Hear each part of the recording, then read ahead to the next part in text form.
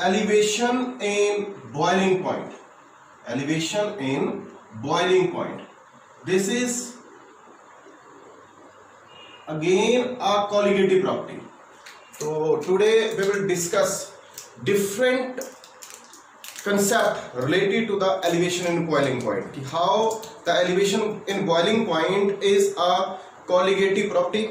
Second one, how the molecular mass is related to that of elevation in a boiling point. ये दो concept हम क्या करेंगे, वो आज प्रूव करेंगे.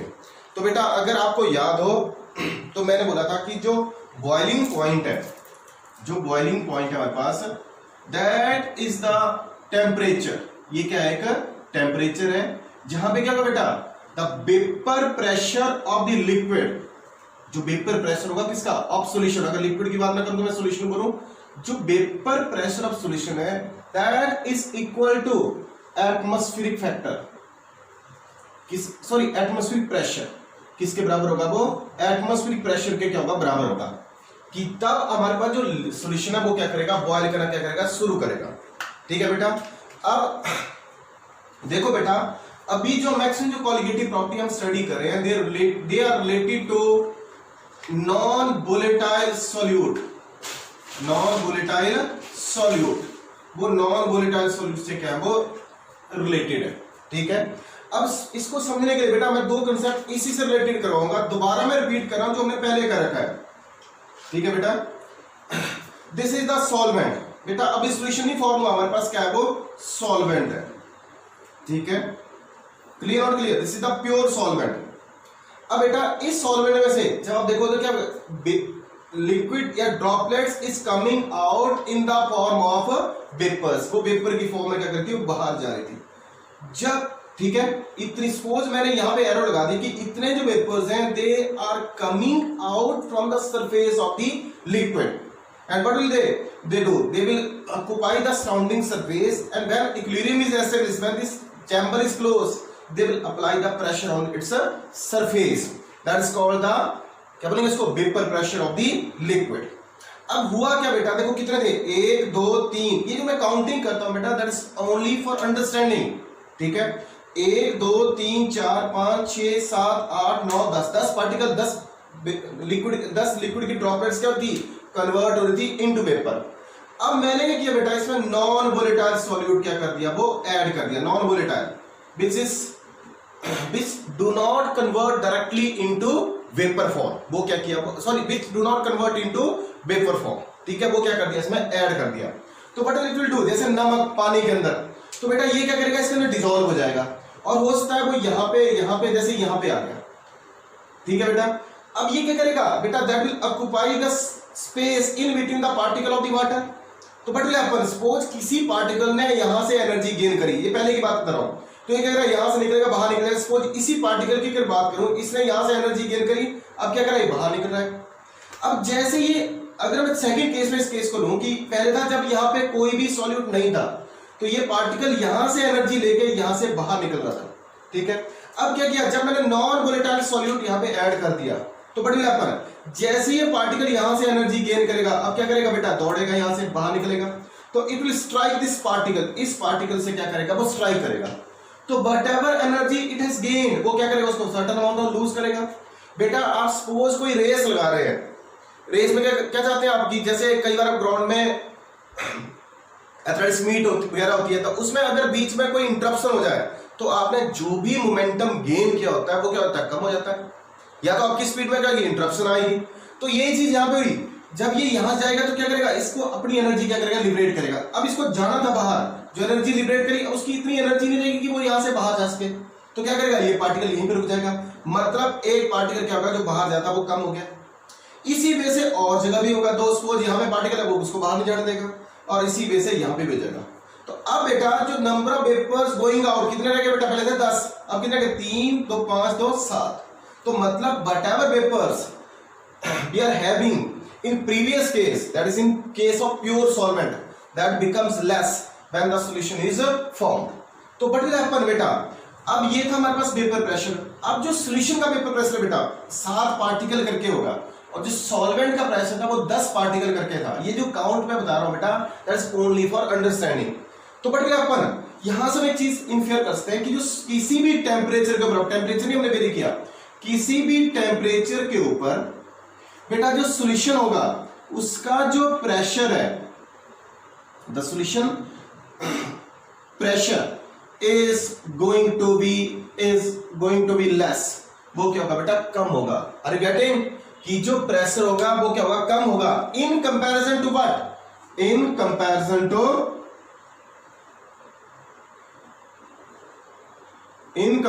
To what, that is pure solvent. जो प्योर स्टेट में हमारे पास प्रेशर था उसके कंपैरिजन में जो सॉल्यूशन का प्रेशर है वो क्या हो जाएगा, कम हो जाएगा। सपोज एक ग्राफ में अगर प्लॉट करूं बेटा, suppose this one is a graph between that of temperature, यहां पे मेरे पास आ गया टेम्परेचर जो इस एक्सिस में है, दैट इज एक्स एक्सिस, और वाई एक्सिस की तरफ मैंने ले रखा वेपर प्रेशर, और बेटा यहां पे मैंने एक वैल्यू ले ली वेपर प्रेशर की, that is called atmospheric pressure. यहां पे मैंने क्या लिखा है, एटमॉस्फेरिक प्रेशर। ये वो प्रेशर है जिसके ऊपर जो सब्सटेंस है, चाहे वो सॉल्वेंट है चाहे वो सॉल्यूशन है, वो क्या करेंगे, बॉयल करना शुरू करेंगे। तो बेटा मैंने ऐसे ही कोई दो आर्बिट्रेरी पॉइंट ले लिए, देखो एक प्रेशर की वैल्यू इसके सामने वाला ये है और एक ही है, किसी भी टेम्परेचर के ऊपर। देखो टेम्परेचर मैंने यहां से ले लिया, सपोज ऐसे, देखो इस टेम्परेचर के ऊपर, तो जो लोअर मार्क है वो किसको रिप्रेजेंट करेगा, सॉल्यूशन को या सॉल्वेंट को। देखो बेटा एक मार्क मैंने यहां पे लगा रखा, एक यहां पे, जो ऊपर वाला मार्क है देखो इस तरफ प्रेशर क्या कर रहा है, इंक्रीज कर रहा है, ठीक है। तो ऊपर वाला जो मार्क होगा वो किसको इंडिकेट करेगा, हायर प्रेशर को, कि जिसका प्रेशर क्या होगा वो ज्यादा होगा, और जो लोअर मार्क है वो किसको रिप्रेजेंट करेगा, जिसका प्रेशर क्या होगा उस टेम्परेचर के ऊपर क्या होगा, कम होगा। अब दोनों में से किसका प्रेशर है, सॉल्यूशन का है सॉल्वेंट का। तो आपको पता है कि सॉल्वेंट का जो प्रेशर है वो क्या होगा, ज्यादा होगा उस टेम्परेचर के ऊपर। तो बेटा ये जो ऊपर वाला मार्क है that will represent the solvent, ये किसको रिप्रेजेंट करेगा, सॉल्वेंट को उस टेम्परेचर के ऊपर। जबकि जो लोअर मार्क है जो ये वाला मैंने लगा रखा है वो किसको रिप्रेजेंट करेगा, सॉल्यूशन को। क्लियर बेटा। अब सपोज हमने क्या किया, टेम्परेचर इंक्रीज करना शुरू किया, अब ये तरीके सीधा बढ़ेगा, ये क्या करेगा, धीरे धीरे इंक्रीज करना शुरू करेगा, लाइक दैट वे। जो सॉल्वेंट वाली कर्व है वो क्या करेगी, इंक्रीज करना शुरू करेगी, टेम्परेचर बढ़ता जाएगा। बेटा इस तरफ टेम्परेचर क्या कर रहा है, इंक्रीज कर रहा है, तो ये वाली जो कर्व है सॉल्वेंट वो भी क्या करेगी, इंक्रीज करेगी, लाइक दैट वे। और एक मोमेंट ऐसा आएगा जैसे यहां पे, when the pressure of the solvent becomes equal to atmospheric pressure at this point, इस पॉइंट के ऊपर जाके बेटा जो सॉल्वेंट है उसका जो pressure that becomes equal to atmospheric pressure. अब जिस टेम्परेचर के ऊपर ये हुआ, यहां पे उसको हम डिनोट कर देंगे, जैसे बेटा यहां पे वो टेम्परेचर हमने लिया क्योंकि प्योर है, तो हम उसको लगा देंगे TV not. This TV not is the क्या बेटा, ये boiling point of that, boiling temperature of but solvent. ये सॉल्वेंट का क्या है, वो बॉइलिंग पॉइंट है। Clear not clear, pure solvent का। अब बेटा उसी वे से, क्योंकि टेम्परेचर दोनों को मिलेगा, सॉल्वेंट को भी सॉल्यूट को भी, तो ये भी क्या करेगा बेटा, ये इंक्रीज करना शुरू करेगा, लाइक दैट वे। ये भी इंक्रीज करे, और ये यहां पे क्या करेगा, इस कर्व को अब्रप्टली नहीं, क्योंकि दोनों ऐसे जाएंगे, टेम्परेचर बढ़ता जाएगा, प्रेशर बढ़ता जाएगा। तो इस पॉइंट के ऊपर जो सॉल्यूशन वाली कर्व है, दिस इज सॉल्यूशन, इसका जो प्रेशर है that becomes equal to atmospheric pressure. मतलब यहां से ऊपर सॉल्यूशन में क्या करेगा, बॉयल करना शुरू कर देगा, और यहां से ऊपर सॉल्वेंट क्या करेगा, बॉयल करना शुरू करेगा। ठीक है बेटा, मतलब जो solvent that converts into vapour, solution convert into vapour, ऐसे बोलेंगे, कन्वर्सन स्टार्ट हो जाएगी। तो जिस टेम्परेचर के ऊपर इस सॉल्यूशन ने बॉयल करना शुरू किया, इसको भी हम यहां पे मीट करवा देंगे, ये बन जाएगा TV, subscripted T, sorry capital T subscript b. यहां पे टी नॉट और सबस्क्रिप्ट क्या है, वो b. B represent the boiling point, ये प्योर सॉल्वेंट का, ये सॉल्यूशन का। अब हमारे पास जो यहां से हम एक कंसेप्ट लेंगे बेटा, हमारे पास टॉपिक था एलिवेशन इन बॉइलिंग पॉइंट, कि what will happen to the boiling point of the solution when a non volatile solute is added. जैसे प्योर सॉल्वेंट का सॉल्यूशन बनाया हमने, तो उसमें क्या फर्क पड़ेगा जब हम नॉन वोलेटाइल सॉल्यूट क्या करेंगे, ऐड करेंगे। दिस चेंज, देखो बेटा यहां पे चेंज हुई, ये था प्योर सॉल्वेंट का, जब सॉल्यूट ऐड किया तो इसमें जो चेंज लगी, कहां से कहां, चेंज को हम रिप्रेजेंट करेंगे डेल्टा से, delta T, T represent temperature और B represent the boiling point. जो चेंज लगी बॉइलिंग पॉइंट में, that is equal to what, TV, that is the boiling point of the solution, TV. Minus the boiling point of the solvent. बेटा ये है boiling point किसका, this is the boiling point of but solution, this is the boiling point of but that is solvent. ये चीजें बेटा हमारे पास आ गई। तो यहां से हम क्या कैलकुलेट कर सकते हैं, this is called delta T, that is called elevation in boiling point, this is called elevation in boiling point, means increase in boiling point when a non volatile solute is added to the solvent, कि क्या फर्क पड़ेगा उसमें। ठीक है बेटा। अब बेटा यहां पे एक टर्म यूज करूंगा, अगर आपको याद हो जब मैंने कंसंट्रेशन, जिन बच्चों ने वो क्लास अटेंड करी थी, मैंने एक चीज बोली थी, हमारे पास number of concentration terms are there. कुछ कंसंट्रेशन टर्म्स हमारे पास डिपेंड करती है टेम्परेचर के ऊपर। ठीक है। अब टेम्परेचर डिपेंडेंट अगर कंसंट्रेशन टर्म्स होंगी तो उनकी जो वैल्यूज होंगी they will vary according to the temperature. तो इस करके उन टर्म्स को हम यहां कंसीडर नहीं करते, हम ऐसी क्वांटिटी यहां पे लेंगे जो टेम्परेचर डिपेंडेंट नहीं है, और वो है हमारे पास मोलिलिटी। ठीक है। तो बेटा अब यहां पे हमारे पास जो एक्सपेरिमेंटली हमारे पास प्रूव है कि जो डेल्टा टीवी है that is directly proportional to molality, this is called the molality, MOLALITY, molality. ठीक है बेटा। अगर इसको और सॉल्व करें, delta TV is equal to KV into M, तो this KV is called the elevation constant.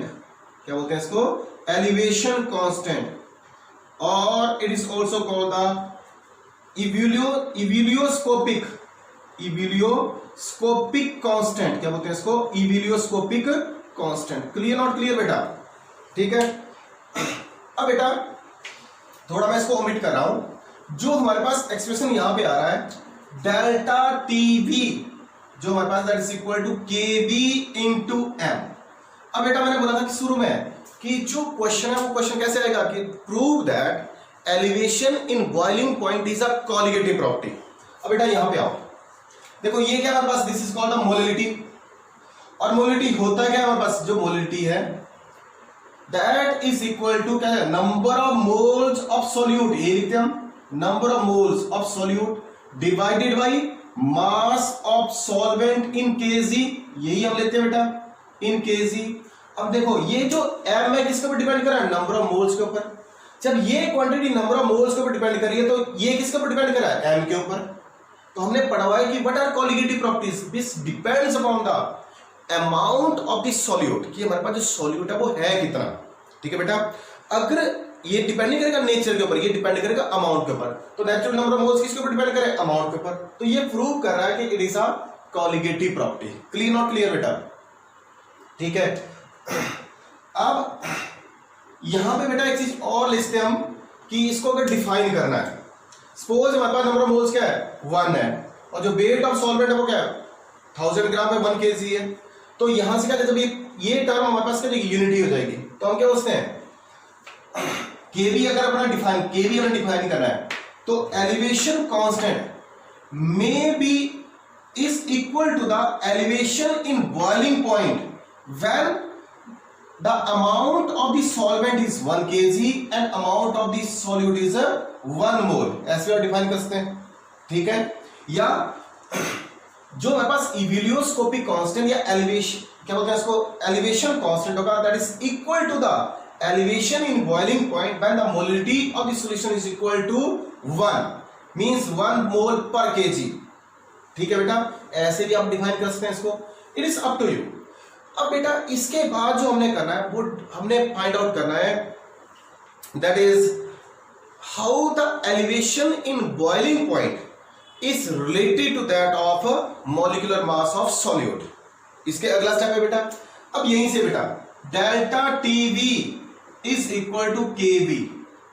अब number of moles of solute क्या था बेटा, that is equal to the mass of solute WB divided by its molecular mass. बेटा ये formula यहां से, क्योंकि आपको पता है N is equal to W over M, ऐसे लिखते हैं बेटा। तो ये N किसके हैं, सॉल्यूट के, और सॉल्यूट को हम B से रिप्रेजेंट करें या 2 से रिप्रेजेंट करें, तो WB divided bye MB into wait of solvent that is WA। अब बेटा जनरली किस में होता है, ये ग्राम्स में होते हैं, तो यहां पे क्या आ जाएगा 1000। अब देखो बेटा, ये है एलिवेशन इन बॉइलिंग पॉइंट और ये है मॉलिक्यूलर मास ऑफ सॉल्यूट। तो कैसा रिलेशन आ गया हमारे पास, जो एलिवेशन इन बॉइलिंग पॉइंट होगी that is equal to kV into WB divided by MB into WA into 1000। यहां पे हमारा ये जो कंसेप्ट है एलिवेशन इन बॉइलिंग पॉइंट क्या हो गया, वो खत्म हो गया। नाउ बेटा, इसके अगली जो प्रॉपर्टी है वो है depression in freezing point. Depression in freezing point. Before that I take this topic, कुछ चीजें मैं दोबारा रीराइट कर रहा हूं। अभी जो हमारे पास था, देखो यहां पे हमने क्या लिखा था, delta TB is equal to TB minus TB naught. ये एक एक्सप्रेशन हमारे पास ये है, और दूसरा एक्सप्रेशन इसको रहने दो, ये है हमारे पास दूसरा एक्सप्रेशन यहां पे। यहां से मैं कुछ कंक्लूड कर जाऊंगा जल्दी, ठीक है, इस चीज को यूज करेगा अगले में भी। नाउ बेटा, जो नेक्स्ट टॉपिक है that is called depression. Depression in freezing point. बेटा आपने देखा होगा कई बार चाइना में, सॉरी अमेरिका की बात सुनते हैं आप, कि वहां पे क्या कहते हैं, जब बर्फ पड़ती है तो उस बर्फ को पिघलाने के लिए भी generally add NaCl, sodium chloride क्या करते हैं वहां पे, उसको वहां पे फेंकते हैं, और इससे क्या होता है, जो बर्फ है वो जल्दी क्या कर जाती है, वो पिघल जाती है। ठीक है बेटा, सर वीडियो बंद करो। ठीक है बेटा, वी हैव टू डिफाइन, मैंने बोला डिप्रेशन इन फ्रीजिंग पॉइंट। अब सबसे पहले इस टॉपिक को अगर करना है तो हमारे को एक चीज डिफाइन करनी पड़ेगी, व्हाट इज फ्रीजिंग पॉइंट। अब मैक्सिमम जो आप लोग हैं वो आप एक चीज बोलेंगे, फ्रीजिंग पॉइंट क्या है, कि जब जो लिक्विड है वो क्या करेगा, फ्रीज करेगा। जैसे पानी के केस में इट इज 0 डिग्री, ये बोलते हैं आप। बट बेटा इसमें एक और डेफिनेशन भी है कि जो फ्रीजिंग पॉइंट है, it is that temperature at which the two state, दो स्टेट कौन कौन सी होगी, two states, one is liquid state and second one is solid state. कि जब हमारे पास जो लिक्विड स्टेट होगी बेटा, ठीक है, उसका जो प्रेशर है that is equal to the pressure of the solid state. दोनों का जो प्रेशर है वो क्या हो जाएगा, वो इक्विवेलेंट होगा। सॉलिड स्टेट का जो प्रेशर है that becomes equal to liquid state. अगर ये टेम्परेचर हमारे पास आ गया तो हमारे पास जो लिक्विड है वो क्या कर जाएगा, फ्रीज कर जाएगा। अब एक चीज तो हमने प्रूव करी, कोई भी टेम्परेचर हम लेंगे, जैसे बेटा इसी चीज को मैं दोबारा रीराइट कर रहा हूं, इसी में स्टार्ट करूंगा।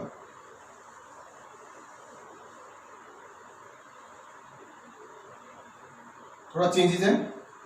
अब एक चीज बताओ मेरे को, अभी हमने, ये तो आपको पता लगी होना कि मैंने बोला कि किसी भी टेम्परेचर के ऊपर जो सॉल्वेंट होगा उसका जो प्रेशर है वो हायर होगा to that of the pure, to that of the solution.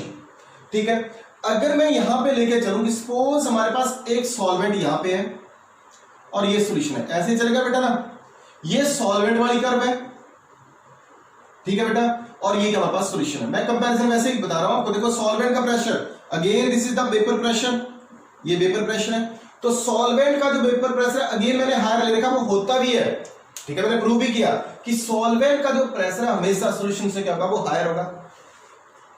Clear और क्लियर, ठीक है बेटा। तो जब आप इसको आगे लेके जाओगे बेटा बटविलापन, ठीक है, ऐसे चलेगा, ये भी ऐसे लोअर करेगा। तो अब देखो ये जो सॉल्वेंट है इसका प्रेशर क्या है, वो हायर है, तो ये क्या करेगा, जल्दी इस कर्व को क्या करेगा, टच कर जाएगा। यहां से पहले क्या, ये लिक्विड है, तो यहां से इसका प्रेशर क्या होगा, that becomes it's solid state, तो ये क्या बन जाएगा, वो सॉलिड बन जाएगा यहां पे। जैसे suppose this is A, this is B, this is C, तो ए से बी तक जो सॉल्वेंट था वो क्या था हमारे पास, वो लिक्विड था। ठीक है, मैं जनरली बात कर रहा हूं कि पहले जब हमारे पास ये नहीं था तो सॉल्वेंट के लिए, अगर आपको नहीं अंडरस्टैंड हो तो इसको ऐसे रखो, इसको ऐसे रखो, ठीक है। अब सॉल्वेंट का जो प्रेशर है that starts decreasing with decreasing temperature. देखो ना, इस तरफ कर रही, ए से स्टार्ट करें, इस तरफ आ रहे हम, तो टेंपरेचर का इस तरफ तो बढ़ रहा है, ये क्या कर रहा है, डिक्रीज कर रहा है। सपोज इस मूवमेंट के ऊपर आके, बी के ऊपर आके, इसका जो सॉल्वेंट का जो vapour pressure that becomes equal to its solid state, and as a result it solidifies, it becomes solid। मतलब जो सॉल्वेंट है वो B से C तक क्या है, वो सॉलिड है, ऐसे करके, ठीक है। अब यही कर मैं यहां पे प्लॉट करूं तो suppose this is the solution. बेटा चलो इस चीज को समझाने के लिए मैं एक चीज और एग्जांपल देता हूं।